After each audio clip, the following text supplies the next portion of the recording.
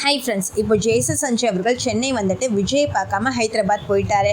And இது NAC அவர்கள் மத்தியில் ஒரு மிகப்பெரிய விமர்சனமாகவே மாறியிருக்கு.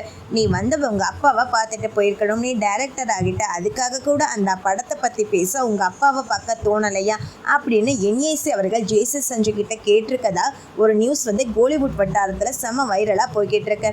விஜய் அவர்களோட மகன் ஜேசஸ் சஞ்சய் அவர்கள் சினிமாவில் வருவார் அப்படின்னு ரொம்பவே எதிர்பார்த்த விஷயம்தான். ஆனால் நடிகராக வருவாருன்னு தான் பார்த்தோம். ஆனால் அவர் டைரக்டர் தான் ஆவேன், எனக்கு இயக்குனராக தான் ஆசை அப்படின்னு சொல்லிட்டு ஃபாரினில் போய் கோர்ஸ் எல்லாம் முடிச்சுட்டு அங்கே நிறைய ஷார்ட் ஃபிலிம் எல்லாம் எடுத்தார். அந்த ஷார்ட் ஃபிலிம் எல்லாமே எல்லா இடத்துலையும் நல்ல ரெஸ்பான்ஸும் கிடைச்சிச்சு. அதனாலே முதல் படம் தமிழில் தான் எடுக்கணும் அப்படின்னு சொல்லி பெரிய ப்ரொடக்ஷன் ஹவுஸ் கிட்ட அவர் வாய்ப்பு கொடுத்தாங்க. அதுவும் லைக்கா அண்ட் அந்த படத்தோட மிக வெற்றிகரமாகவும் முடிஞ்சிருச்சு. அந்த படத்தோட ரிலீஸ் டேட்டும் இந்த மாதம் லாஸ்ட்டில் தான் சொல்லியிருக்காங்க. இந்த படத்தோட ஆடியோ லான்ச்சுக்காக சென்னை வந்து ஜேசஸ் சஞ்சய் அவர்கள் அவங்க அப்பாவை முதலமைச்சர் அவர்களை மீட் பண்ணுவார் அப்படின்னு சொல்லி ஏகப்பட்ட எதிர்பார்ப்புகளும் இருந்துச்சு.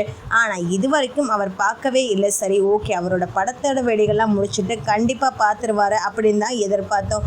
ஆனால் இன்னைக்கு காலையிலேயே ஜேசஸ் சஞ்சய் அவர்கள் ஹைதராபாத் கிளம்பிட்டாரு. அங்கே படத்தோட ப்ரமோஷனுக்காக நீங்கள் ஏன் விஜயை பார்க்கல அப்படின்னு சொல்லி சோஷியல் மீடியாவில் ஏகப்பட்ட விமர்சனங்கள் இருந்தாலும் என்ஏசி அவர்கள் இதை பற்றி ப்ரெஸ் மீட் கிட்ட சொல்லியிருக்காரு.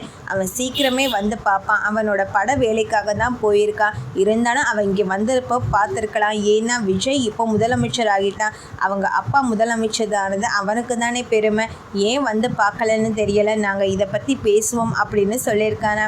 பட் இது எந்த அளவுக்கு உண்மைன்னு தெரியலை.